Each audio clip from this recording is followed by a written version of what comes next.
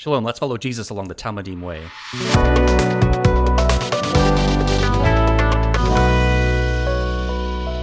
Deuteronomy chapter 5, we're going to look at the first 21 verses. We know this best as the 10 Commandments. In Hebrew, it's called Etzeret HaDevarim, the 10 sayings, or the 10 matters. And from that, a lot of people like to use the term the Decalogue. That just is a Greco-Roman way of saying Etzeret HaDevarim. I'll try to stick with that term, Decalogue. We'll talk about why maybe the 10 Commandments isn't the best label as we work through it. Father, we ask you to bless our study and have us be like the Bereans, who receive the word with all eagerness, but examine the scriptures daily to see whether these things be so. By this teaching, enable each of us to be doers of your word and not hearers only. We ask this in Jesus' name. Amen. There are several points in Deuteronomy where he says, hear, understand, and do. And that is that just fits our two verses of Acts 17:11 and James 1:22. I like this term Decalogue. Deca is a Greek prefix meaning 10. And of course, logos is words or sayings. And we know who the ultimate logos is. In the beginning was the word, or in Greek, the logos, and the logos was with God, and the logos was God. And that's from John 1, verse 1. He's the same person, by the way, who wrote these 10 sayings. So all of this is getting into the heart of Jesus because these are Jesus's words. It's much better to see the Decalogue as covenant terms as opposed to a list of do's and don'ts. Exodus 20 is the first presentation of the 10 Commandments. Then God spoke all these words, saying, it doesn't say all the commandments, it says all these words. And interestingly, the Hebrew scriptures never call them the 10 Commandments. They call them the words. These words the Lord spoke. He wrote them on 2 tablets of stone and gave them to me. The word for judgments would be mishpatim. The word for commands would be mitzvot,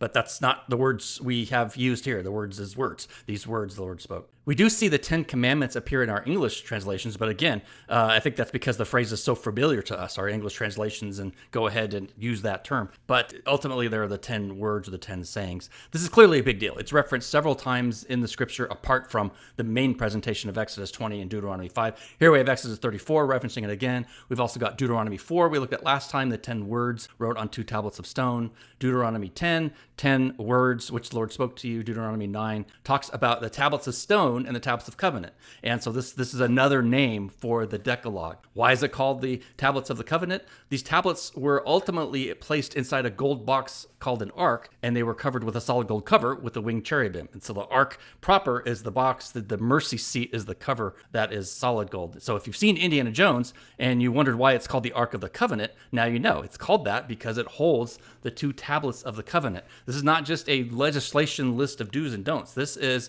an agreement that the Creator, the God of the universe, is entering into with his chosen people. And we see 2 tablets, and it's not because one tablet contains one half and the other contains the other half. They're actually 2 copies because a covenant is just like a contract. And when you execute a contract, both parties receive a copy of the final executed version. Before we dig into the text, I wanted to take some time to look at the background because the Decalogue is just so foundational to our society, even today. And non-believers will even agree to most of the concepts from a moral and societal standpoint. The last half, especially of the last 5 or 6 commandments, promote good order and discipline in a society, regardless of religious beliefs. So because this is just such a foundational document, I think it's worth our time digging into it. In the Supreme Court, the Chief Justice actually faces a statue of Moses holding the 10 Commandments. So even in our country, the 10 Commandments are just a big deal. And of course, in years past, there's been fights of whether they, is it separation of church and state for the commandments to be displayed? We won't get into that here, but that's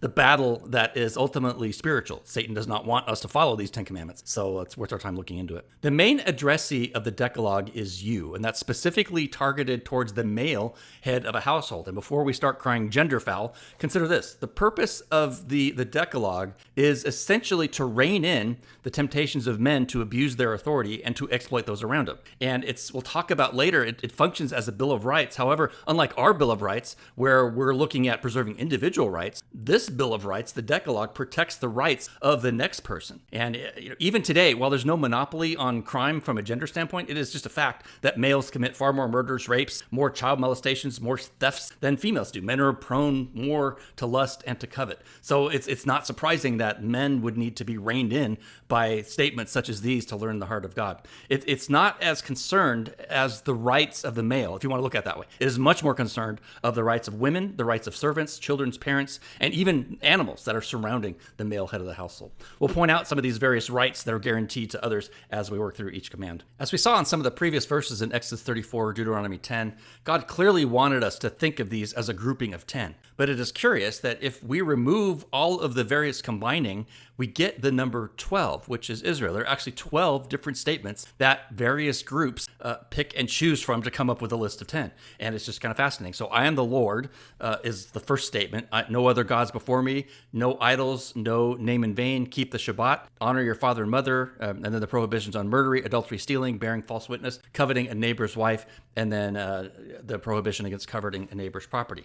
Now, the Reformed, which would be the Baptists and most of our Protestant evangelical mindsets, which actually follows the Greek and Eastern Orthodox tradition, they would group them like this. So the first two, I am the Lord, you shall have no other gods before me, they're integrated into one individual command, whereas no idols is a separate command. We'll see other groups do that a little bit differently. Then to achieve 10, we have to have the last two, not desiring your neighbor's wife and not desiring your neighbor's property. They are combined into one commandment. And this is the common Protestant reading, but classical Hebrew scholar Daniel Block, who I've referenced a lot in these materials, sees more grammatical support for treating Deuteronomy 5, 7 through 10 as a single commandment. And that's where he's talking about no other gods before me and no idols. So that actually follows more closely the Catholic and Lutheran and Anglican tradition, where you've actually got the first three statements, I am the Lord, you shall have no other gods before me, you shall not make any graven images. That's all a single commandment in the Catholic tradition. And then all of the other statements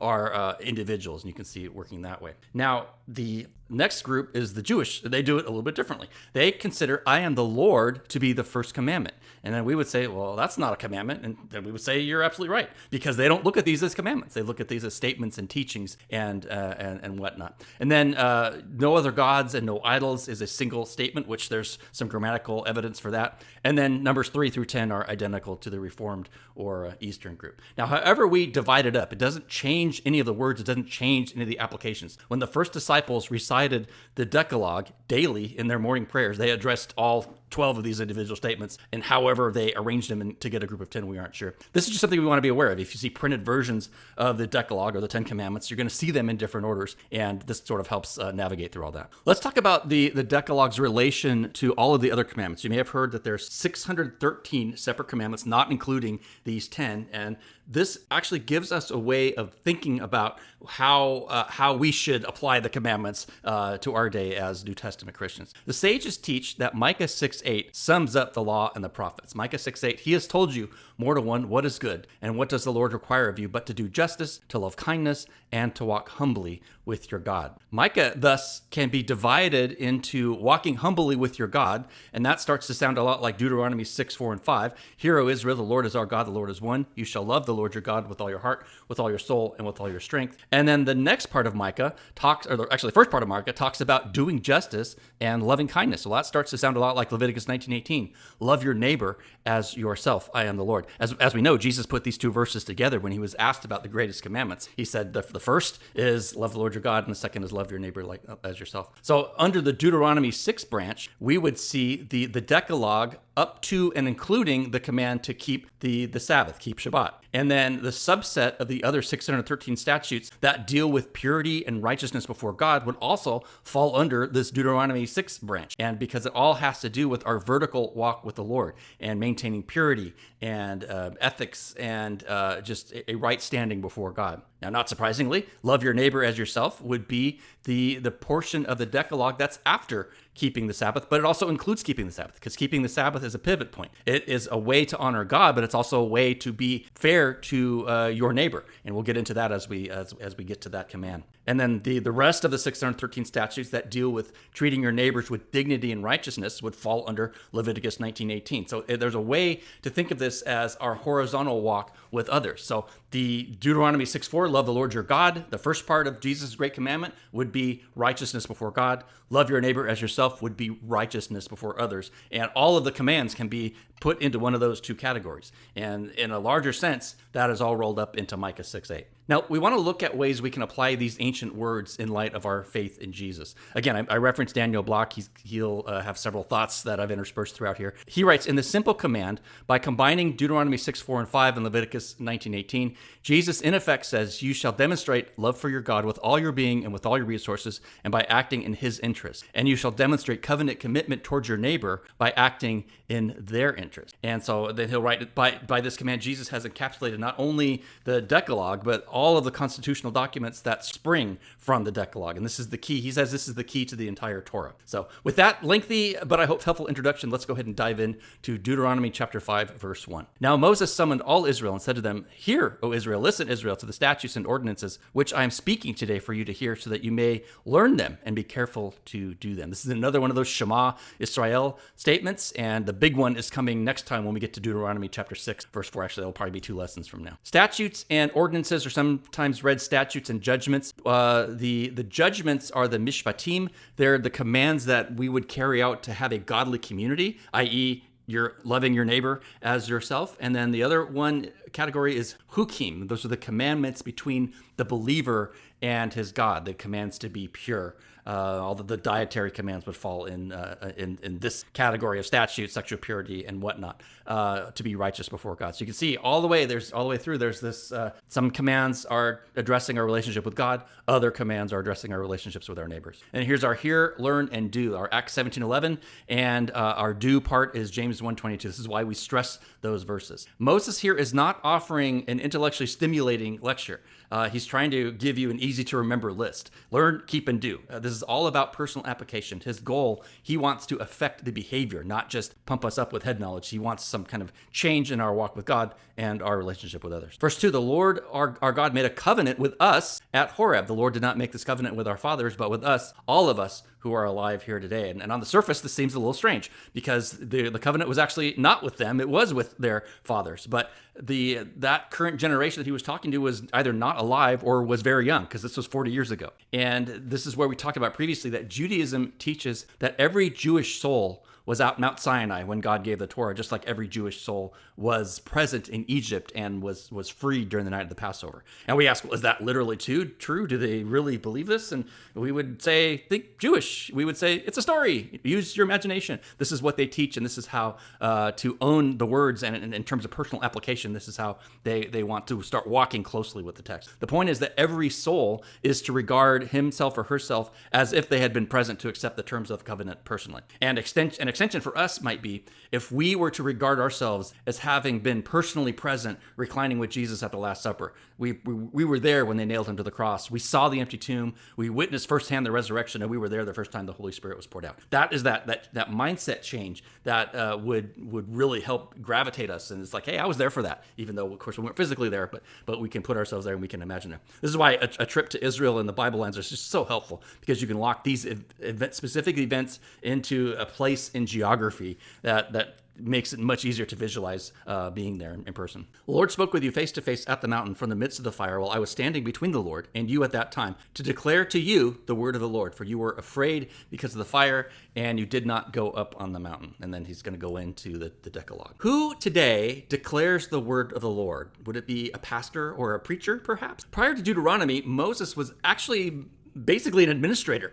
He organized and directed the daily activities. Now in Deuteronomy, he is a preacher and teacher primarily, and he's also going to be a historian also. He exhorts people to create a covenant community, and he wants them to look back on their journey with God, and that's where the historian comes in. As a preacher historian, he's going to reiterate the Decalogue, the 10 Commandments, for the next generation. As a preacher, he's the mouthpiece for God's revelation at this point. He's declaring the word of the Lord. And like a modern pastor, he's also the overseer. He's also the mediator, and he intercedes for the people. They were too afraid to go up, so God said, I'm going to go up. I'm going to face it for you. Face to face is spoken here metaphorically and not literally. No one can see God's face and live. But still, we have to ask what God, small lowercase g, does this. They experienced a powerful and personal encounter, and that's just something that didn't happen in the ancient societies around them. Instead of mankind doing works to attempt to reach the gods, like the Tower of Babel, our God comes down to meet us. Does this sound familiar. And then they're afraid, just like Jesus' disciples were afraid. Those who knew Jesus intimately were very afraid when they saw Jesus in his power and full authority. I'll turn to Revelation 1:17 to pick up that, where John, who knew Jesus best, was still on his knees in fear. But this thought of the personal nature of this covenant. Notice how things don't change that much from the Old Testament to the New Testament. God comes down to be with his people because he knows his people can't make it on their own, and he comes down to be with us. And I think that's really, really neat. As we noted in the introduction, in Judaism, verse 6 is actually the first commandment. I am the Lord your God who brought you out of the land of Egypt, out of the house of slavery. And we said, well, that doesn't look like a commandment, right? Judaism considers these to be sayings more than commandments. Much like the Shema, this statement provides the ethical core for the people's faith. If you don't have any problem with verse 6, then you shouldn't have any disagreement with the remaining statements he's going to make. It's a foundational affirmation of faith here. And this verse makes it clear that God has already redeemed Israel, and he constantly reminds them of that fact. So the law, therefore, is how they are supposed to live as a result of this deliverance. This is not a precondition to salvation, but a response to salvation that's already been delivered. God did not give them the law when they were slaves in Egypt and say, well, we'll see how you do with these. If you're good enough, I'll come down and rescue you. Salvation, New Testament, Old Testament, is always by grace alone, through the Lord alone. And we see that modeled here. We'll see in Deuteronomy 6 that the fathers are to teach the son not about memorizing the 613 commandments, but about the narrative of how good God is and his redemption. And one application for us is to make sure we are grateful for all that God has done for us. In fact, if we omit that and we take this verse out and we jump right in to the list of do's and don'ts, we're looking at legalism. We're starting to follow rules just because we have rules to follow, where there's no context, there's no reason why. Verse 6 here gives that context for this covenant. Obedience to God's commands, which is our initial sacrifice, begins with our being grateful for all that God has done for us. Once we recognize this, we can see obedience as not a got to, but we can see it as a get to. Dennis Prager, who has a commentary, writes, very few positive traits come naturally. Most have to be willed. The only way to remain grateful is to decide to remain grateful. And the question comes to us, what are we grateful for? What are you grateful for? And what am I grateful for? Verses 7 through 10. You shall have no other gods beside me. You shall not make for yourself a graven or carved image, or any likeness of what is in heaven above, or the earth beneath, or in the water under the earth. You shall not worship them, nor serve them. For I, the Lord your God, am a jealous God, inflicting the punishment of the fathers on the children, even on the third and fourth generations of those who hate me, but showing favor to thousands, to those who love me and keep my commandments. If we have the historical prologue in verse 6, then this begins the stipulations section of the agreement. And as we noted before, some traditions divide the no other gods and then the no carved or no graven images into two separate commandments. But here, to me, it makes sense to see them as connected. If you're going to have no other gods, you're not going to make a graven image. We talked at length about the image situation last time in Deuteronomy 4 and how it ties to Genesis 1, so I won't go deep into it here. We shouldn't need any other image because we are already made in his image. If we want to see an image of God, we should look in the mirror, and that person in the mirror should be reflecting God's nature and being an ambassador for God. Any other image, be it a fabricated image of God or worshiping some created thing, it ultimately pollutes our relationship with the one true God. Let's talk about I am a jealous God. It appears several times in the Torah. Sometimes we associate jealousy as a negative state. That's because for humans it is. But God is not envious. He doesn't need to be the way humans are envious and jealous. A better translation here would probably be God is zealous. God is passionately in love with his people. He's passionately in love with you, and he's passionately in love with me. So let's say your spouse told you, I love you, but I don't care if you sleep around, and I'm assuming you don't mind if I sleep around also. What would that communicate to you? There are people that do that, but that's kind of strange in my view. The actions would not be backing up the phrase, I love you. Their words and their deeds would be a clear sign that they actually care little for you or for the relationship. Flip it around. If God didn't care about spiritual adultery, which is what having other gods besides him ultimately is, then that would be a sign that he doesn't care about you. He doesn't care for the relationship. He's not particularly bothered by the terms of the covenant. But he's not like that at all. He wants us to have the same standard of devotion and commitment to the relationship that he does. And so that's why it says, I am a jealous God. Another passage some people pick up on is this punishment on the children, even to the third and fourth generations. That sounds very unfair to us. But notice, though, that he desires to extend favor to the thousands, and specifically it's thousands of generations who love him. Generational sin, I think, is in view here. A parent who causes her children and her children's children to sin through, let's say, generational alcoholism or drug abuse, which is another way of saying the drugs and alcohol are the idols in that scenario. They're bringing the curse on multiple generations. However, the child or grandchild grandchild who breaks that sin and returns to the Lord, who loves him to keep his commands, will be shown favor. Note that there's judgment, but there's more grace. There's 1,000 times more grace. There's thousands of generations versus the third and fourth generation. When we think about idols, we think about these little clay statues and how silly it would be to bow down to something like that. And we think we don't have an idolatry problem. Consider this list, though, and tell me we don't have a big idolatry problem. Education is an idolatry to some. Can you believe most of the Ivy League schools were started as seminaries? And now look at them. Look at them recently in the past few weeks as I'm recording this. There's no logic. There's no, people don't know why they're protesting. All of that. It's just crazy. But yet we've held education up as you've got to have a college education. And you've got to go in deep in debt to get that college education. We've made it an idol in our society. Sports, music, entertainment. I probably don't have to go there. People they are more enthusiastic. It looks like a worship scene when a bunch of fans get together that way. Love, at least what is called love, that's often masquerading as acceptance of deviant behavior. But love, you just need to love, and that's our idol. Science. Some people even say, "I believe the science." Well, that's a faith statement. They're actually worshiping it when they say that. Intelligence, kind of related to education, but different. So-called intelligence anyway, especially intelligence without humility and wisdom, leads to arrogance, and it leads to some really bad choices because the people who are intelligent think they know better than everyone else, and they start to impose their will that way. Religion. We're supposed to have a relationship, but religion can be a false god. And of course, money is a god for many who come ensnared by it. These are not bad necessarily in and of themselves, but once they start to have a hold on us is when it becomes a problem. God wants to free us of these trapments. And so when we think about no other gods, think about all of the gods that we have in our society today that aren't masquerading as idols. They're masquerading as things that we're supposed to pursue and chase after. So our Bill of Rights for this one, no other gods. The Lord has a right to an exclusive allegiance as creator and redeemer. That's what this first statement is about. No other gods before me. The first few verses in Deuteronomy 5 are in the first person, no other gods before me. But now God changes, or Moses changes, and has God speaking of himself in the third person. Verse 11, you shall not take the name of the Lord your God in vain. The Lord will not leave unpunished the one who takes his name in vain. Literally, this taking is carrying the weight or bearing. You shall not carry the weight of the name of the Lord in vain. Chuck Missler used to say, you shall not take on the name of the Lord in vain. In other words, it's not about your vocabulary. It's about your ambassadorship. How are you representing him? How are you taking on his name? How are you bearing his name?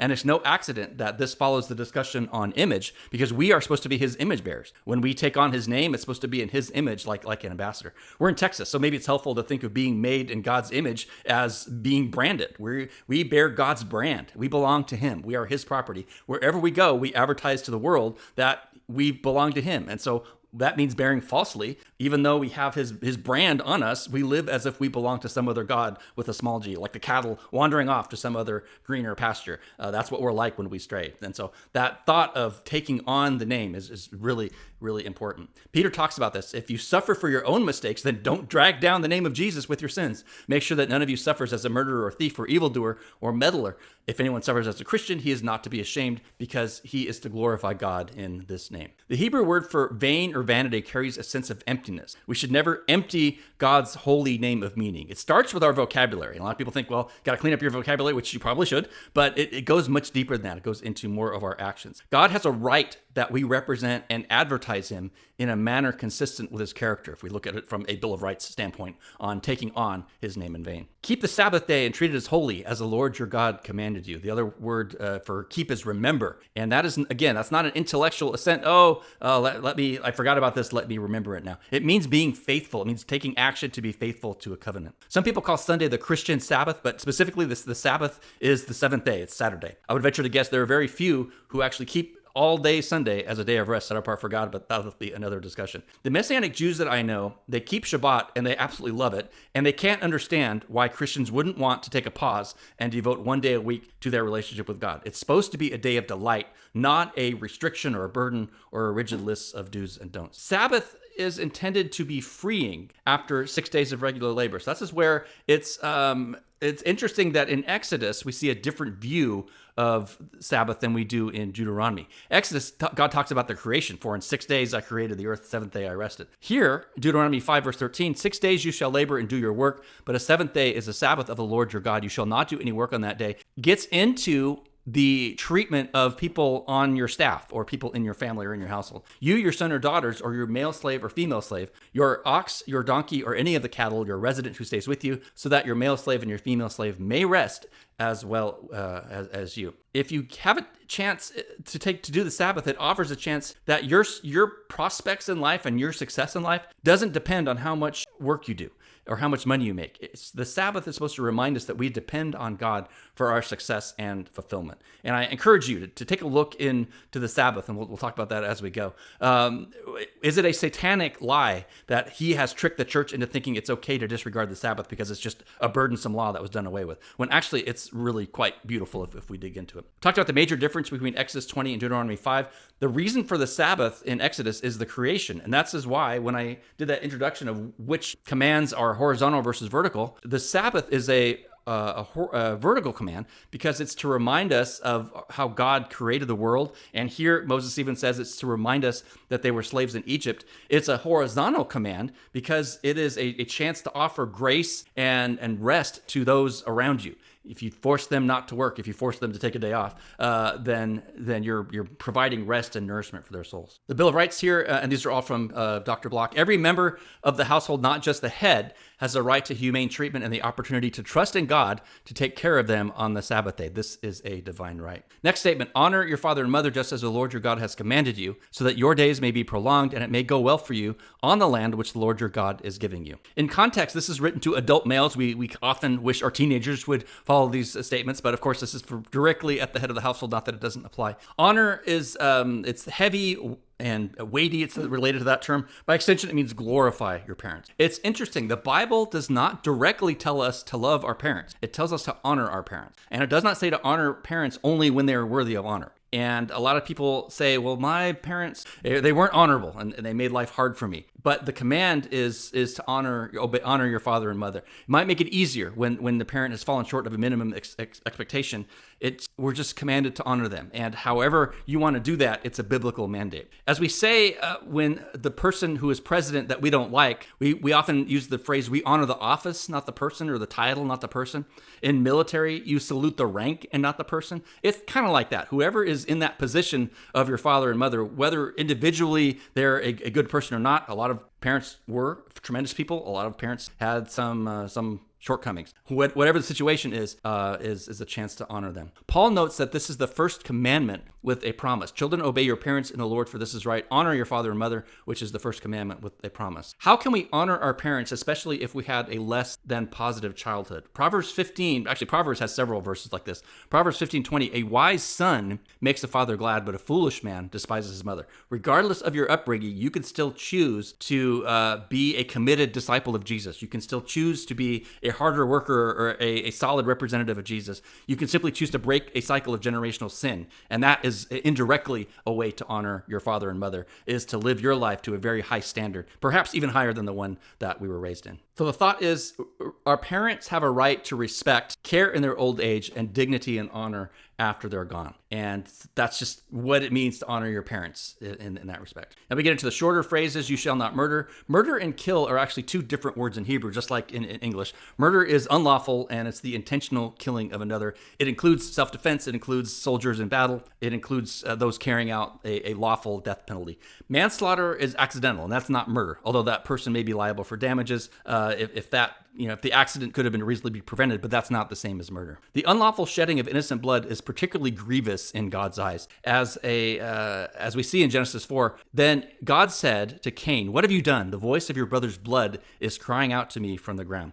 A murdered one's blood cries out to God for justice. And elsewhere in the Torah, God makes a big deal about removing that stain of bloodshed from the land. We talked in a previous lesson about how dealing with a killing, whether it's intentional or accidental, is a way of maintaining, just from a human standpoint, maintaining law and order. And we're also doing God's will when we don't allow our land to become defiled by murder. Jesus, of course, teaches that murder is not limited to merely the physical act. Matthew 5, verses 21-22. I say to you, everyone who is angry shall be answerable to the court. Whoever says you good for nothing shall be answerable. Whoever says you fool shall be guilty. So hating in one's heart, public shaming, insulting, they're all forms of murder also. Have you noticed the term for speaking ill of a person behind his or her back? What's it called? It's called character assassination.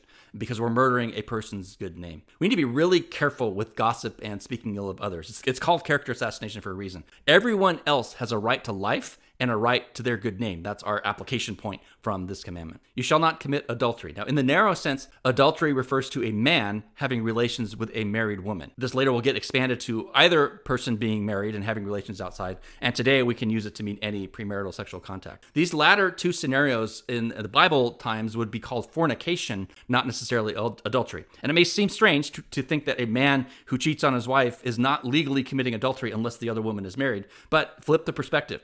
God is interested in preserving the dignity of the family, and the primary symbol of that protection is the wife and the mother. There are other various commands and penalties for non-adultery acts outside of marriage, but in this Bill of Rights, it's the wife whose rights are being protected against potential abuses by males. And again, if you look around at the other societies, sex worship and all that was just a part of their culture. God says, not here. Our wives and our neighbors' wives have a right to pure and undefiled marriages. That's our Bill of Rights statement here. Just as he did with murder, Jesus in the Sermon on the Mount elevates adultery just far beyond the physical act. To even look at another man's wife with lust is called adultery of the heart. To lust after a god, small g, or something else instead of God is also called spiritual adultery. There are those connotations there. Verse 19, you shall not steal. This is stealing property of any kind, and it doesn't have to be a material object. It could be an idea. It could be someone's good name.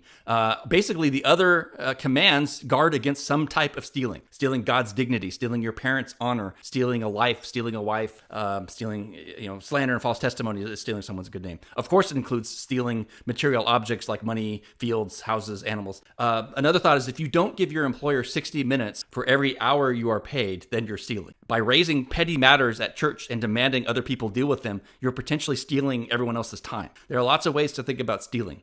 We had ethics training at my former company, and one of the presenters said, if you're at the checkout line and a stick of gum you didn't pay for ends up in your grocery sack and you keep it, then that's stealing. And people go, well, it's only gum. The point is it's not yours to keep. And as Christians, we would say that is an opportunity to be faithful in the little things. Take it back.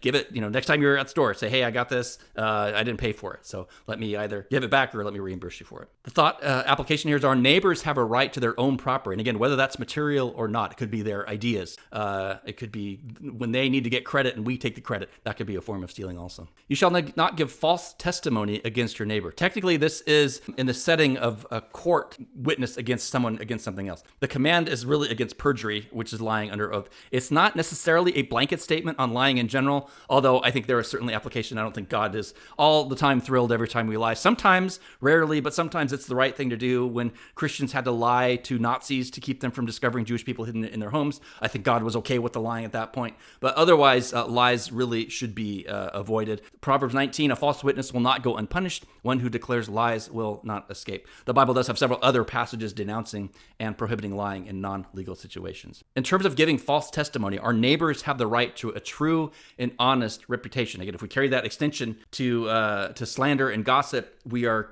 committing character assassination. We're potentially murdering them if we talk badly about them behind their back and something that's not true.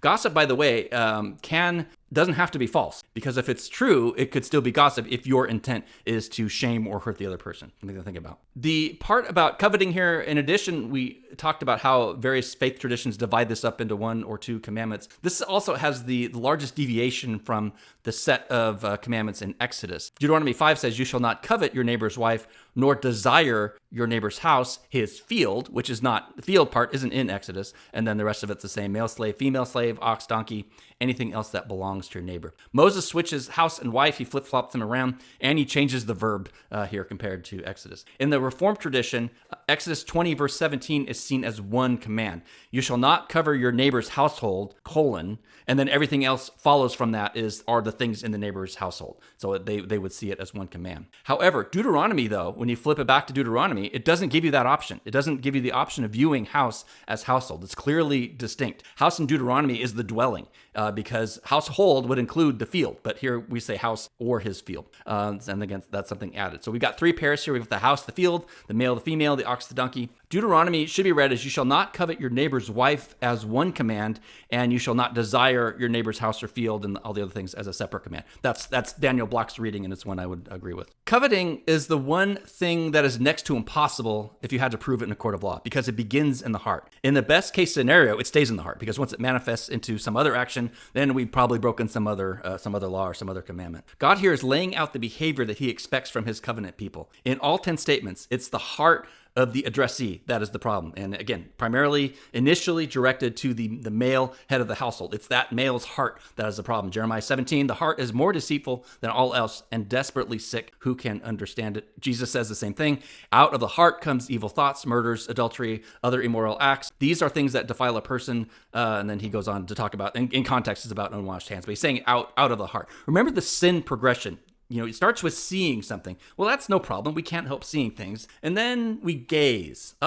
Danger. That's where the coveting starts. If we don't check that sight, take that thought captive, then we start coveting. And then the next step is we draw near and we take. And if we look at several things, David with Bathsheba, Eve with the forbidden fruit, they all did the same thing. They saw, they lingered, they drew near, and then they took with their hands. The solution to avoid coveting is to recognize that every good thing comes from God. And it goes back to the very beginning, remembering who God is and what he's done for us. John replied, a person can receive not one thing unless it has been given to him from heaven. So this part about not desire our neighbor's wife, our wives have a right to freedom from men other than their husbands desiring them, and they do not desire the neighbor's house or household. Those around us have the right not to be impacted by our wicked hearts.